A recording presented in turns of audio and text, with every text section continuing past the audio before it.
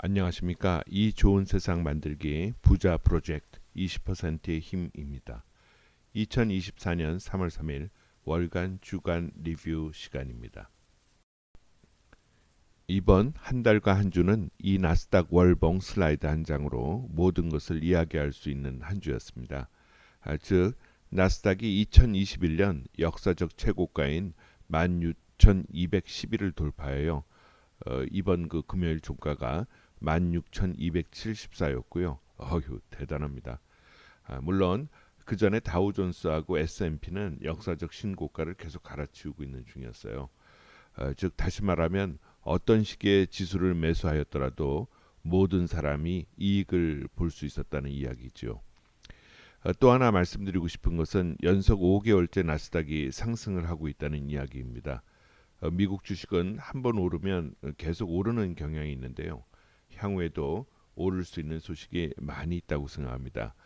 그 이유를 다음 슬라이드에서 말씀드리도록 하겠습니다. 제 나름대로 가끔 향후 1년, 2년 주식 전망을 해보는데요. 물론 전문가가 아니니 여기저기 주워들은 것을 제 나름대로 정리하는 것입니다. 이때 가능하면 객관적이려고 노력합니다. 자, 긍정적 요인으로는 크게 네 가지를 생각해 볼 수가 있는데요. 첫째는 미국 기업의 성장이 AI에 의해서 지속적으로 이루어질 수 있고 미국 기업의 forward EPS, 즉 한 주당 미래 주가 수익률이 계속 상승하고 있다는 것입니다. 제가 보기에는 AI가 향후에 기업에 많은 변화를 줄 것입니다. 왜냐하면 두세 명이 일할 것을 한 사람이 일하면 되니까요. 즉 다시 말하면 현재 미국에서는 생산성이 현재도 점점 높아지고 있고 높아질 예정이라는 것입니다. 즉 기업은 돈을 많이 벌고 비용을 적게 지출하니 기업에는 좋은 일이 발생되는 것이고 그게 현재 주가에 반영되는 것이죠. 자, 둘째는 미국 선거입니다. 첫 번째 강의에서 말씀드렸지만 미국의 대통령은 주식이 오르지 않고는 성공할 수 없습니다.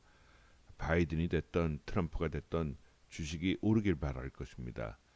최근에는 한국도 주식을 부양하기 위해서 힘쓰고 있는 것 같던데요. 글쎄요. 하여간 그 한국 주식은 쳐다보지 마세요. 잘못하면 머리 나쁜 것으로 오해받습니다. 셋째는 이스라엘 하마스, 소련 우크라이나 전쟁이 길어지고 있어서 전 세계 사람들뿐 아니라 그 나라 국민들조차도 전쟁을 지겨워하고 있으니 언젠가 끝나지 않겠어요? 그러면 또 미국 주식은 한 그레이드 업할 것입니다. 넷째는 미국 연준이 금년 6월부터는 금리를 낮추리라 예상하고 있고, 자 그러면 다시 성장주 M7 빅테크의 주식에는 호재가 되어 주식이 오를 것으로 생각됩니다. 부정적 요인은 많지가 않은데요. 안 잡히는 물가로 연준이 다시 금리를 올리는 것입니다만 제 생각에 확률은 낮고요. 부정적 요인은 항상 전쟁 같은 돌발 악재에서 기인하는 경우가 많습니다. 예를 들면 갑자기 중국이 미국에 열받아서 대만을 침공한다면 뭐전 세계가 대혼란이 일어나겠죠. 확률은 크지 않다고 생각됩니다만 아무도 알 수는 없습니다. 자, 여러분은 어떻게 생각하십니까? 각자의 판단에 맡기겠습니다만 전 긍정적인 데에 베팅을 하고 싶습니다. 물론 제 투자법으로 투자하면 전쟁이 나도 걱정하지 말고 10분의 1씩 더 사시면 되니 걱정할 필요가 없습니다. 최근 1년 전에 코스피 지수를 0으로 하는 지수 비교 차트입니다. 1년 전에 비하여 코스닥은 약 6.64% 상승, 코스피는 9.22 상승, 다우존스는 22.67% 상승, 나스닥은 39.93% 상승입니다. 국내 주식에 비하면 나스닥의 상승률이 역시 4배나 차이가 나고 있습니다. 다시 한번 말씀드리지만 개미처럼 꾸준히 15에서 20% 수익을 내는 것이 중요하니 하루에 30%씩 오르고 내리는 국내 주식 쳐다보지 마시고 실제로는 오래 하다 보면 국내 주식은 주변에 이득 보는 사람 거의 없어요. 따라서 미국 주식에 꾸준히 투자하시면서 큰 부를 이루시기 바랍니다.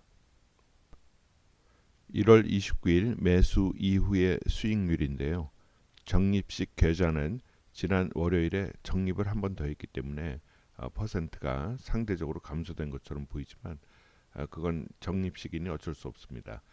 현재 6.17%입니다. 목돈 계좌는 전체 자금 대비로 나스닥의 수익률과 현재는 똑같을 텐데요. 현재 3.86%입니다. 자, 지금까지 이 좋은 세상 만들기 부자 프로젝트 20%의 힘이었습니다. 감사합니다. 그리고 그 주식 기초 상식을 좀 알려달라는 분들이 있어서요. 한 개씩 브리핑 이후에 설명해드리도록 하겠습니다. 오늘은 금리와 주식의 관계에 대해서 설명드리도록 하겠습니다. 금리라 하면 그 뭐 어떻게 보면 간단하게 설명하자면 이자입니다. 즉 예를 들어 은행의 연 이자율이 5%라고 가정해 보죠. 그러면 100만 원을 은행에다 예금하고 나면 1년 뒤에 105만 원이 됩니다. 자, 그러면 은행은 어떻게 돈을 버냐 하면 은행은 예금자들에게 빌린 돈을 다른 사람들에게 조금 더 높은 이자를 받고 빌려주는 역할을 합니다. 즉 7%의 이자를 받고 대출해주면 2%의 차이, 즉 2만 원의 수익이 생기는 것이겠죠. 이게 뭐 기본적인 은행의 수익 구조인 것입니다. 자, 그런데 금리는 변동을 합니다. 이 금리 변동에 대해서도 언제 제가 한번 말씀드리겠지만 뭐 일단 금리가 변동을 합니다. 그래서 예를 들어 금리가 하락하면 주식에 대한 투자 수요가 증가할 수 있습니다. 왜냐하면 금리가 하락하니까 은행에 돈을 맡겨서 우리가 얻는 이자보다 주식으로 더 돈을 더 잘 벌 수 있다라는 생각이 드는 것이죠.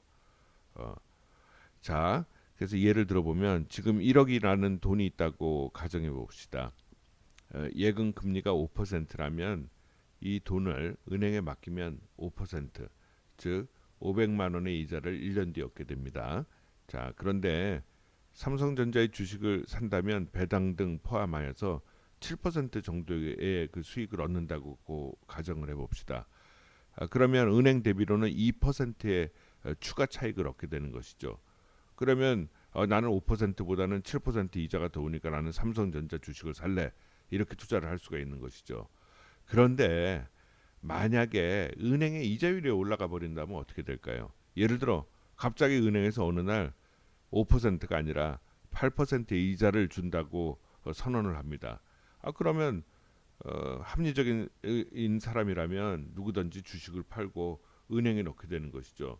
왜냐하면 주식보다 훨씬 안전한 게 은행인데 은행 이자인데 은행에서 그 퍼센테이지도 더 좋게 준다고 하니 당연히 은행에다 투자를 하겠죠. 그래서 삼성전자에다 어떤 주식을 전부 팔아서 은행에다 넣은다면 삼성전자의 주식값은 계속 떨어질 것입니다. 자, 결국 금리와 주식은 반대로 가는 것입니다. 이것이 2022년에 주식이 그때 막 금리가 굉장히 올라갔어요. 그래서 주식이 안 좋았던 이유고 제가 향후에 미국 주식이 오른다고 이제 가정하는 가장 큰 이유 중에 하나가 바로 향후에 금리가 미국 주식이 금년 6월부터 이제 떨어질 예정입니다. 한번 떨어지면 그리고 계속 뭐 한 3%까지는 계속 떨어질 수가 있기 때문에 1, 2년 계속해서 미국 주식이 올라갈 수 있는 것입니다. 자, 이해가 되셨죠? 자, 궁금한 것이 있으면 아주 기초적인 것도 좋으니 카톡에 질문하여 주세요. 그러면 언제든지 제가 정리해서 말씀드리도록 하겠습니다. 자, 즐거운 한 주 되시기 바랍니다. 감사합니다.